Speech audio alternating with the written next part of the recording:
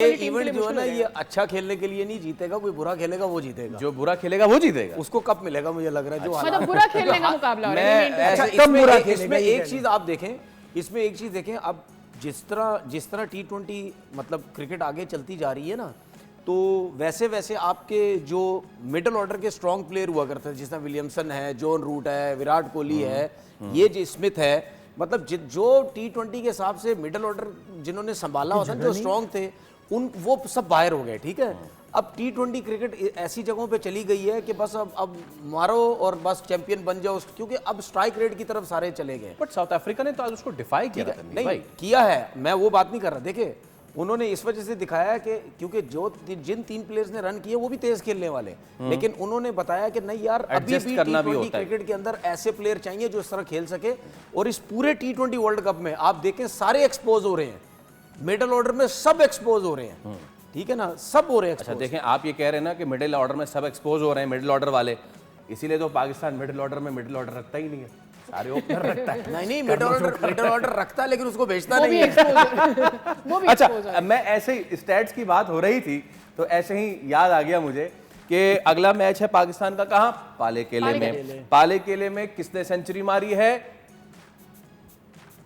भाई आपके पास स्टैट्स है ना? अच्छा नहीं, वो उनके सुनने से जो चेहरे पे आ जाती है हंसी, वो समझते हैं बाबर का हाल अच्छा है। अच्छा, इसके अलावा इंग्लैंड के खिलाफ किसने सेंचुरी मारी है? अच्छा, और इंग्लैंड के खिलाफ सबसे ज्यादा T20 रन किसके हैं? बाबर, वो भी नजर आ रहा है। और स्ट्राइक रेट सबसे ज्यादा इंग्लैंड के खिलाफ किसका है? बाबर आजम का 141। अब आपने तो अब आप आगे शो चला लें, हर चीज तो उसकी बता दी है।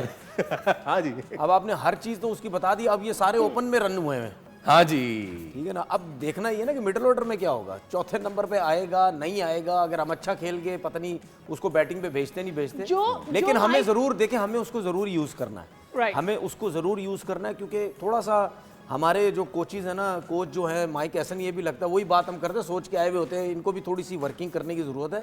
देखिए 10 ओवर के बाद भी जो क्रिकेट हो रही है ना, उसमें भी जो तेज खेलने वाले प्लेयर है ना, वो जल्दी आउट हो रहे हैं, वो जल्दी आउट हो रहे हैं। उनको सिंगल डबल लेने आते ही नहीं है, वो जल्दी आउट हो रहे हैं। आपने साहबजादा फरहान की बात सुनी, उसने एक जगह पे बात की, उसने बोला कि ठीक है मैं छक्के मार रहा हूँ, सब कुछ कर रहा हूँ, लेकिन मैं स्ट्राइक रोटेट करने की प्रैक्टिस कर रहा हूँ, जो कि मेरी कम है।